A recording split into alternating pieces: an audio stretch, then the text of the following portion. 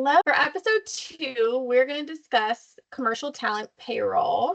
And in our discussions, we are going to talk a little bit about the commercial contract and some of the categories of performers and sort of how to calculate some of the rates for the principals and extras, and also go into some of the contract rules. And we have, I will call her an expert here with us to discuss, and that is Boryanna Marquez, Talent Account Manager at ART Payroll. And I will let her just give a little intro. Hi, Catie. Thank you so much for having me and being a part of these talks, and great to spend this time with you and talk about talent.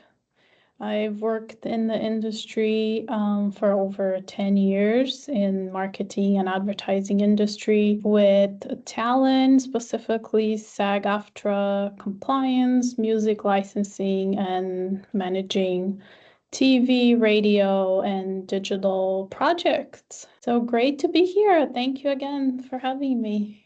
Yeah, thank you for joining us. So again, we're going to talk a little bit about commercial talent payroll as it relates to SAG-AFTRA performers. Before we do that, I will give all of our listeners and viewers another quick intro into CMS Productions and who we are. We are a third-party signatory to the SAG-AFTRA commercial contract. We help industry leaders, producers, production companies, brands, agencies, networks who are not signatories navigate the complicated world of SAG-AFTRA and especially the commercial contract. We have a relationship with ART Payroll, who they are a talent payroll service, but also Boryanna could talk a little bit more about more of what they do, but I think more than just a payroll service, a kind of like all-in-one business affairs company that really are, I would say, as much of experts in the SAG-AFTRA commercial contract as we at CMS Productions are. So yeah, can you tell us a little bit more about what ART Payroll does, more than just processing? Right. Payroll?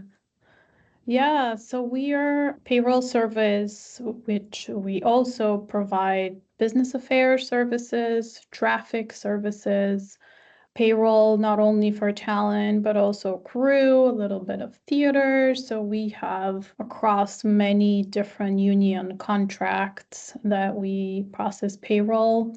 For business affairs, we provide the services of estimating talent sessions, estimating talent residuals, guiding producers and advertising agencies, assisting them with reviewing scripts, advising on talent categories and how talent should be hired, contracted.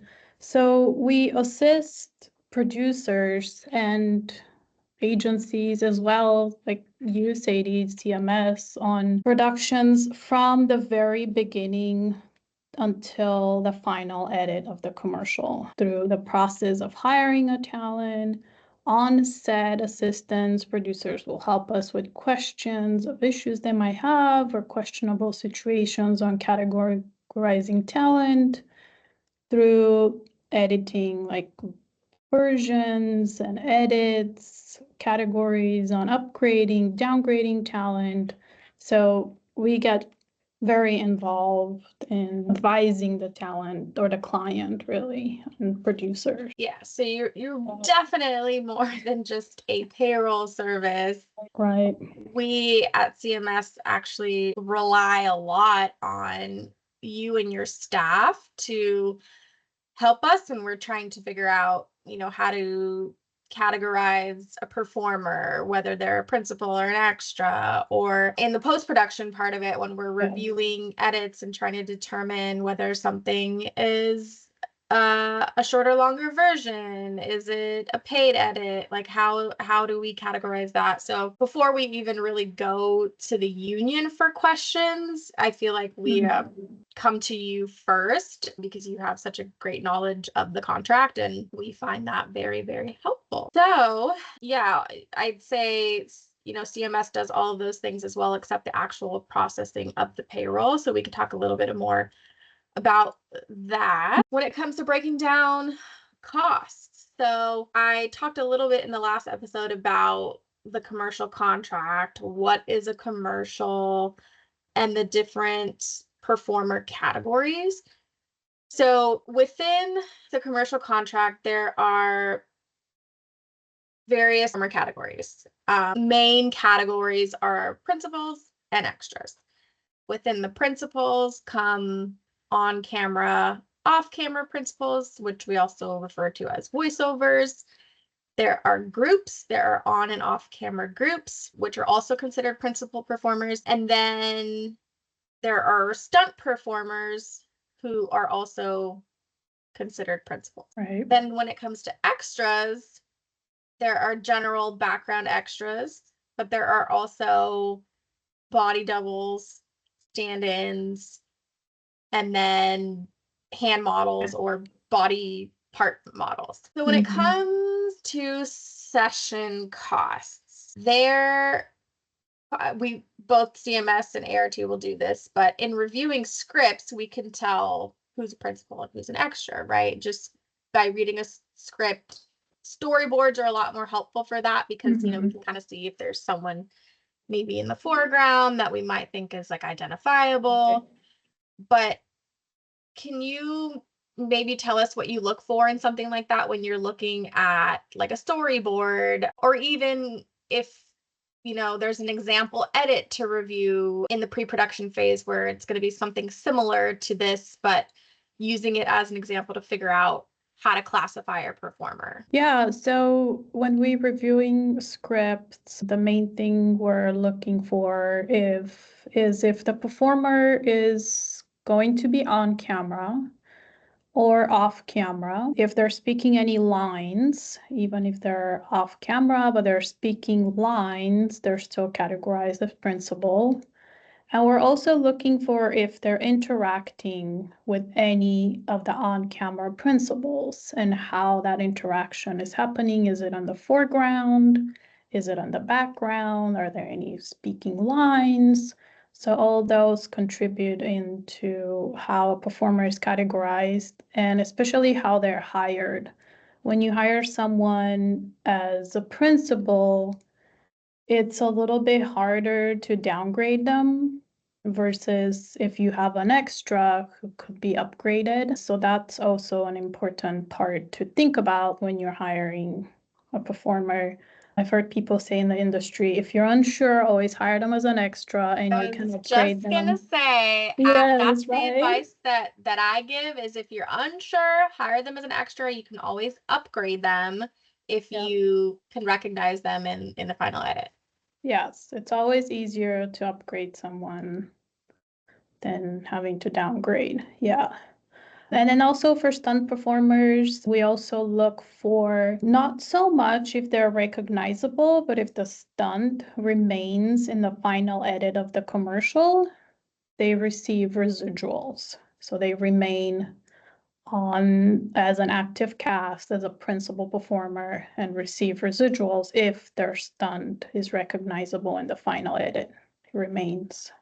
That is a question that I get a lot, is about stunts and whether, if they're not recognizable, do they still receive residuals? Yes, the answer is they do, even though you may not be able to see them. They're driving a car, let's say that's a stunt that remains in the final edit. They're a principal and receive residuals. Yes. If there is a kind of classification with vehicle drivers that can be considered extras, that does come up. If the performer is hired as an extra to drive a car from point A to B, no difficult driving, no stunt, just a vehicle driver, they can do that and be paid as an extra and not receive residuals. Right. But that has to be clear at the time of casting and booking, and obviously there can't be any stunt involved. Yes. Right. So Yeah. those are, the kind of main ways that you can classify a principal versus an extra. If they're recognizable, speak a line, in the foreground, reacting to the message of the commercial, they're probably going to be an on-camera principal. We do our best to give that guidance upfront when we're estimating costs, reviewing scripts and storyboards, and there's always opportunity to upgrade, downgrade, outgrade in the end when the final commercial is made. That's also a part of our process, is reviewing those final edits so that we can determine who remains in the final cast.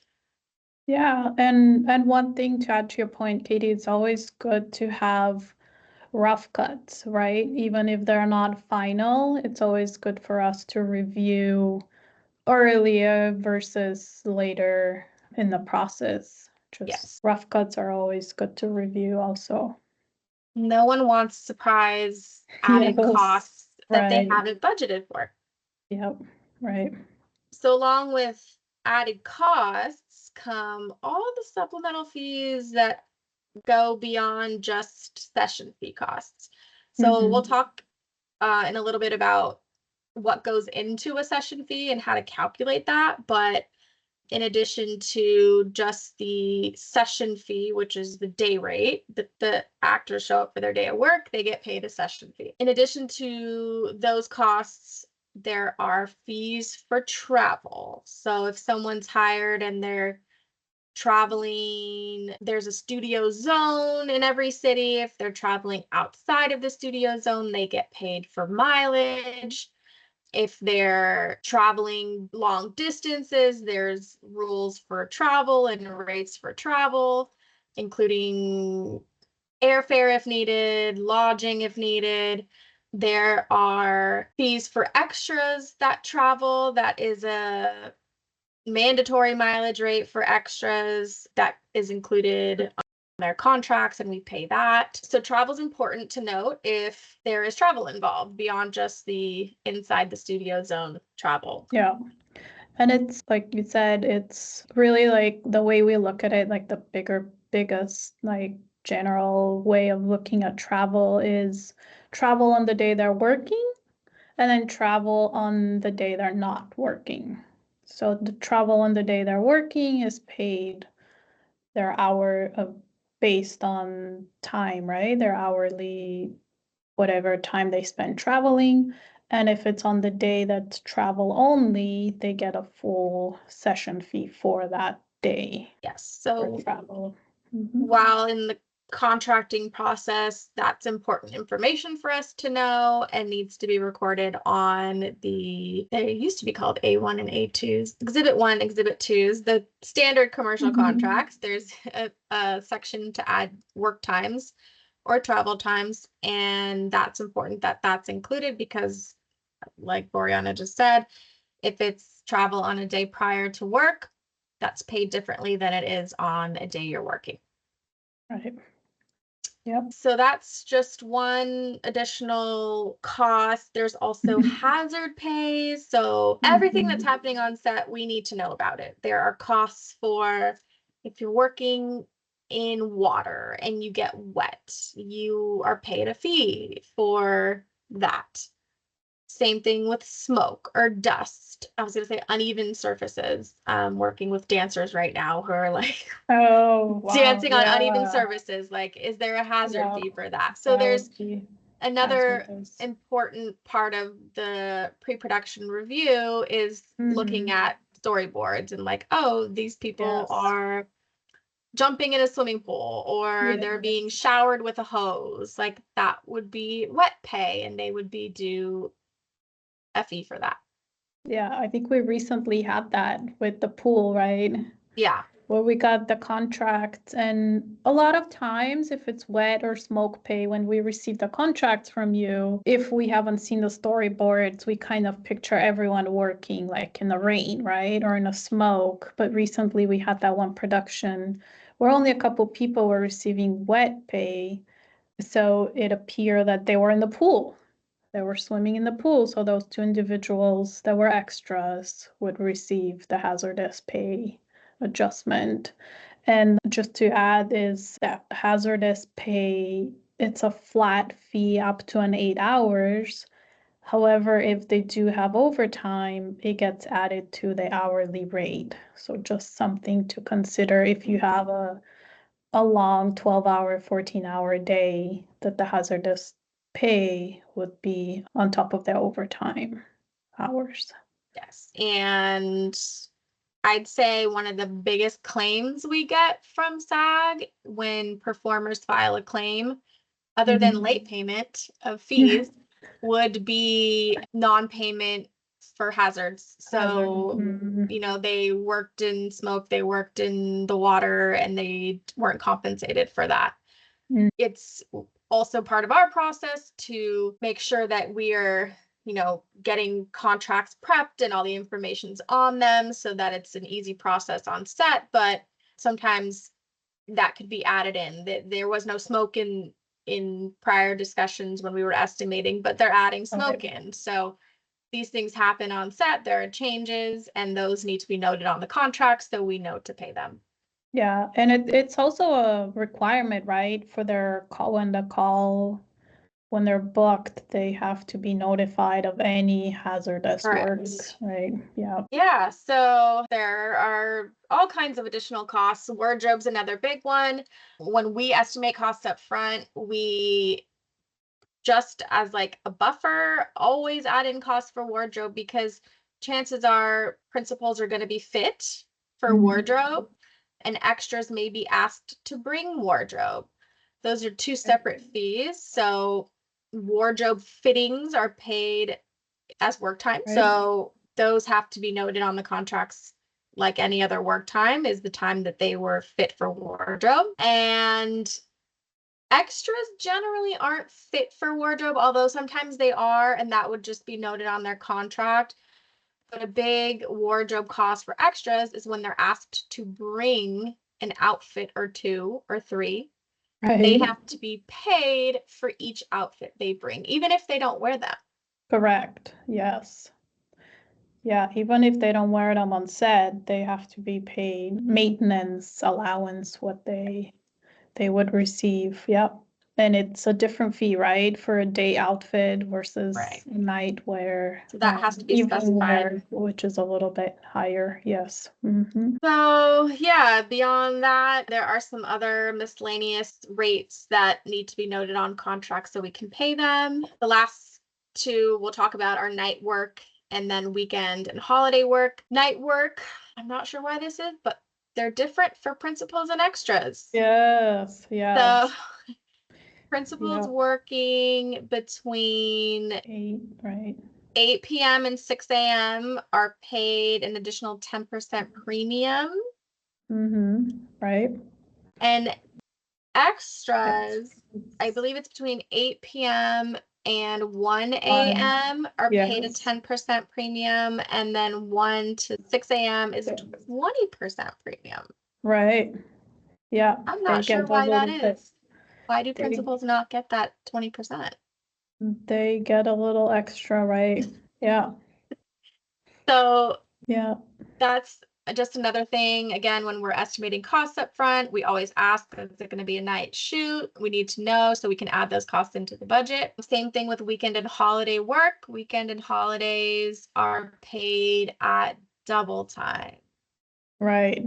So any hours they work, they get double time, Saturday, Sunday, and holidays. If they do go in overtime, I think we talk about this a little bit later, right? We'll talk a little bit about that. We put some examples up here just because it's helpful to see it.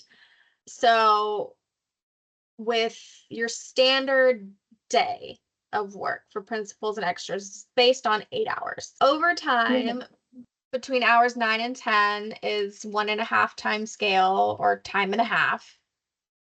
And hours 11, 12, and beyond are 2 times scale. Yeah, and that excludes their meal break, obviously. So if they were on set for 9 hours, but they had the hour meal break, they get paid for the 8 hour work. That's a good point. So yes, the Yeah, meal time is excluded. It's not counted towards work time. So that's something that Boryanna does when she's putting the times together and creating the invoice previews, just making sure that that meal time is not included in the work time. Another important thing about contracts and having them, done correctly is including the meal break in the work times. Because if there's no meal break, what happens? That. Right. So they get meal penalties if they don't break within every 6 hours. Talent is required to have a meal break, a minimum 30 minutes. And for every half an hour over the 6 hours, they're due a meal penalty fee. And they add up very quickly. Yeah. They add up quickly and they're pretty significant in my opinion. Unless you know that you're going to run into like meal penalty, which most producers I come across do not budget for that. It's never something we add into cost estimates because no one's, anticipating there being meal penalties. So yeah, if you go, beyond 6 hours and the longer you go without a meal, those costs definitely add up. Yeah. Right.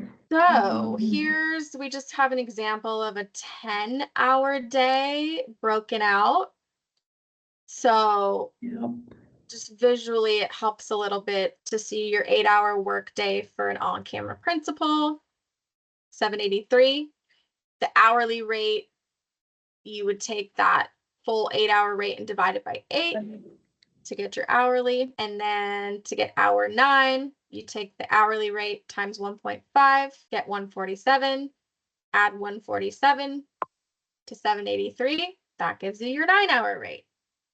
You do the same thing for hour 10, add that into the total, you get your 10-hour rate. Here's a 12-hour example. Same thing, but when you get past hours 9 and 10, you just double the hourly rate. Add them all up to get 12 hours. Yeah, so anything after the 10 hours, double scale. And just a note, our overtime is paid in hourly increments. So if they work, let's say, 8 hours and 15 minutes, they will receive 9-hour pay. So 8 hours at scale and an hour, full hour of overtime, even though it was really only 15 minutes. The number of questions I get about that when people are reviewing the payroll previews that come through is they only went 15 minutes over. It doesn't matter. You get paid the full hour. Yes. And we don't really talk about, like, a lot of time performers work on multiple commercials, right? In the same day. So the question comes, I feel like, a lot. If we work 2 commercials, how do they get paid for the first one versus the second commercial? So any overtime and any night premium or whatever allowance there might be or adjustments gets paid for the first commercial. And then the second one is just the session fee at the base rate. Great point. Yeah. Same thing goes, I guess, for wardrobe and like the supplemental costs wouldn't necessarily be paid for each commercial filmed on a day, but paid, I guess you could group it with the first commercial. And then, so it's not like if you have one shoot day, you're filming 2 commercials and you only do a 1-hour fitting, you don't get paid the fitting for both commercials. It would just be the time spent in wardrobe. Right. Yeah. Yeah, we could talk for hours and hours about rates and yes. There's a lot that goes in. There's a lot of also exceptions to the rules in some scenarios, depending, But yes, there's a lot that goes in. So here we just have another breakdown of weekend and holiday work calculations because it's calculated differently than it is for a weekday. So instead of breaking down the rates by hourly and then taking like the time and a half and double time, you just divide to get your hourly rate and then double that and then multiply that by the number of hours. Yeah. So it comes out to be a little bit different than it would be if you were to do the calculation the other way. Right. Yeah. So all hours worked are at double time. Even the 11, the 12-hour, it's at double time on weekends and holidays. Yeah. And sometimes we get questions, oh, is this holiday considered a SAG holiday? Is it paid at double scale? There is a few holidays that I think SAG does not see as holidays where talent would receive a double scale. So we always just advise clients and to just check with us. Oh, is this a holiday for SAG? Yeah. Yeah. So that's why it's always helpful to know when is the work taking place, right? Yep, it's one of our questions when we're doing estimates. That's one of our questions. Is the shoot date on a weekend? Is it on a holiday? Is there night work? Like these are all important things because as you can see, working on a weekend doubles your session rate. That's if you're not estimating for that and budgeting appropriately, you're not going to be happy with Yeah, it's significant, yes. So again, like I just said, there's a million things we could talk about. The commercial contract is massive. There's so many rates and rules, and there's so many added costs to, beyond just your session fee for the day. We won't talk about residuals here. That's a whole separate episode. But there are some additional costs when hiring talent to be aware of that we'll just briefly talk about. One of those is exclusivity. Right. So exclusivity and holding fees, there could also be a whole episode on holding fees, and maybe there should be, but exclusivity. So every contract engagement comes with a category of exclusivity, just included, right? In your engagement, you're doing, hired to do a commercial for AT, and the producer is going to hold the cell phone category, exclusive to the cell phone category. That means you cannot accept work for a competitor and you are exclusive to that product for whatever term you've been engaged for and hired for. If there are multiple categories, so the producer could hold you exclusive to cell phones, but also computers and internet services. These are what SAG calls non-competitive products. But the more, like if someone really didn't want you to work for a competitor, so you're working for AT&T, they don't want you to go work for T-Mobile or Verizon. So they're going to hold you exclusive to 3 different categories. Right. There's additional costs for that. So rather than just paying a scale, if it's up to 3 products, I believe it's 150% of scale. And if it's more than that, then it's 200% of scale or double. Right. Yeah, and that's on their session as well as their residuals. So that's just something we also have to consider when we're estimating residual cost, which for the most part, of course, depending on media and how long the use and the media buy of the commercial is, it's a much higher cost than the session for most, if we're just looking at scale, right? Yeah. So that's another big one. That's another question all of us ask up front. Are there categories of exclusivity? If so, how many? And that's also something that should be noted on the contract, right? Usually Yes. under special provisions, it's always recommended to include the category of exclusivity in the special provisions of the talent contract. Yeah. And then holding fees are another fun one. Holding fees are fun. We can like touch on it real quick. I will Yeah, definitely have a longer episode to go more into them. the But they're residual. very important. Holding fees are very, Yes. very important. I don't know if you want to Yeah. take a stab. Yeah, so it's a fee paid to the performer, to any principal performer, not extras. Any principal performer receive a holding fee every 13 weeks to hold the talent exclusive to the product and to keep the commercial active to give the client rights to air the commercial. So that's why they're holding fees, just to hold the rights for exclusivity and the use of the commercial. And on top of the holding fees, they receive use. So sometimes client would say, oh, but we're not using this commercial until next month. So that's when we say, well, if you want to use it next month, holding fees are required. And what's really important about holding fees is that they're paid on time. There's no late fees for holding fees, but there could be big costs if a holding fee is not paid on time. That means the talent is released from exclusivity and they're open to work for a competitive brand or product. And I'm sure you've seen it, renegotiations are not fun for reinstating a commercial. Agents could really request anything they wish for to secure Yeah. the rights again. Yeah, I reinstate. advise clients to, if they're unsure that they're going Yes. to be using the commercial, or they may use it for one 13-week cycle and then there's a plan to use it again, but they're not sure.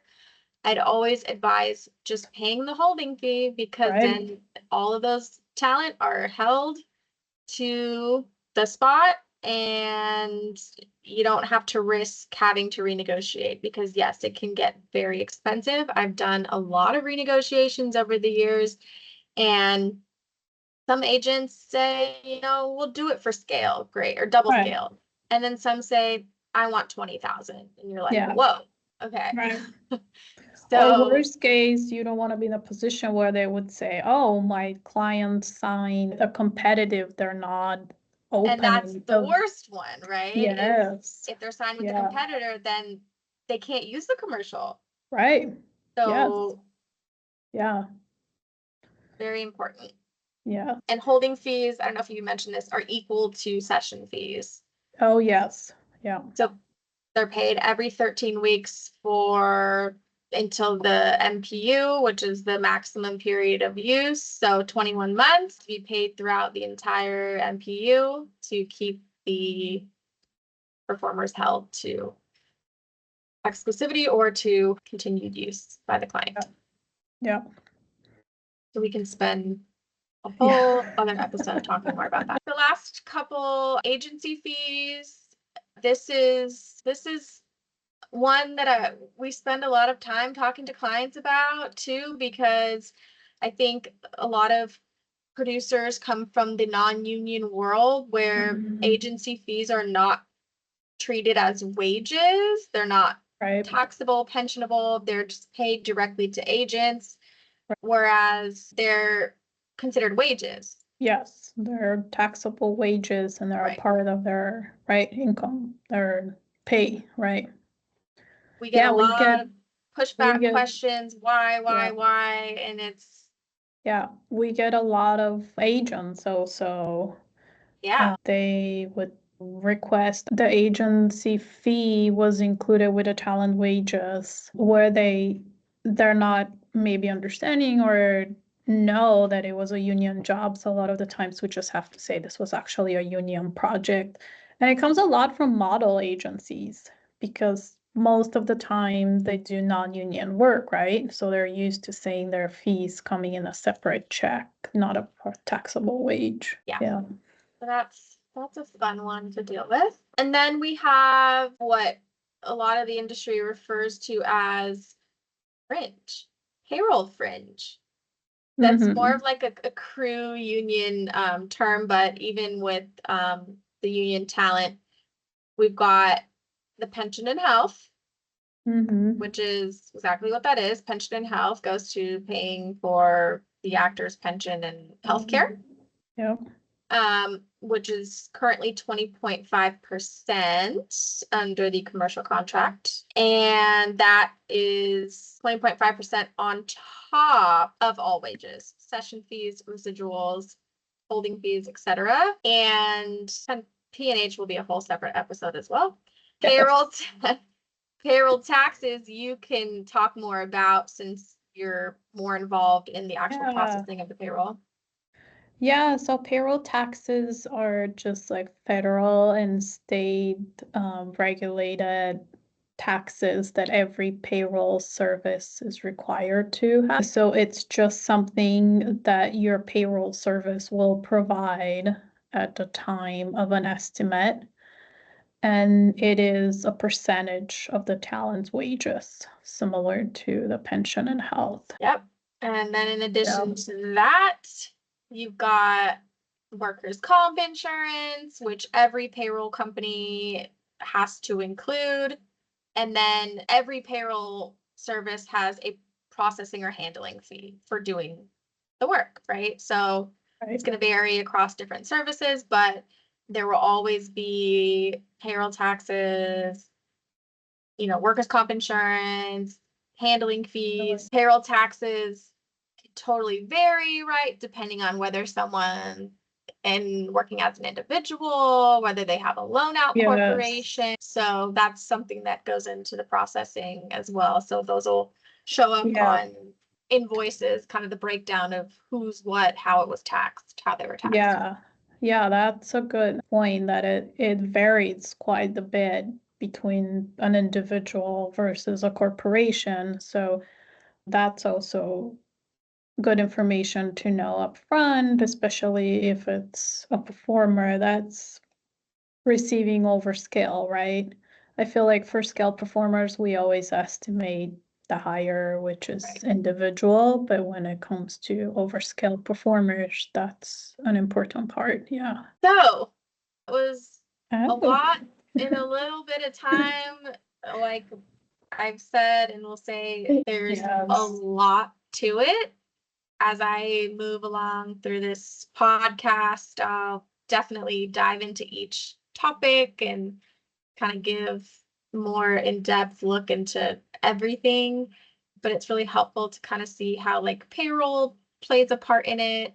I guess something we didn't mention, which is very important, is that the SAG commercial contract mandates that performers are paid through a payroll service so that taxes can be properly handled, which not just anyone can do, right? Like you have to have the ability to withhold, deduct taxes. Yeah, and as the employee of record, those are some of the things that we handle, right? And also we do the payroll contributions to the SAG-AFTRA pension and health funds as part of our payroll service, right?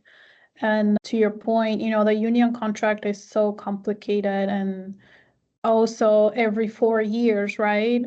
Rules would change, rates will change, some rules will change. So just reach out to Catie for So we're coming up on year 3 expiration of the current contract already. I can't believe it. So 2025.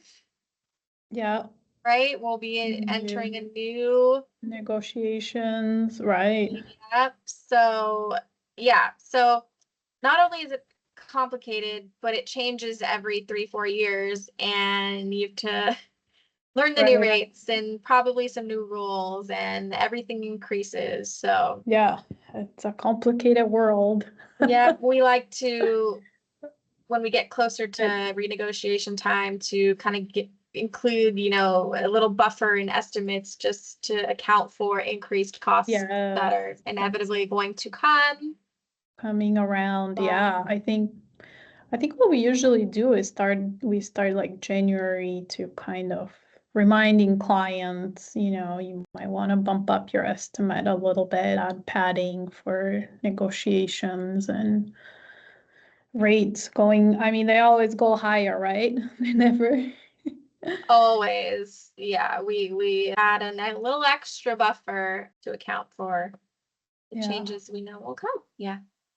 So thank you so much for joining our Yeah, production union talks.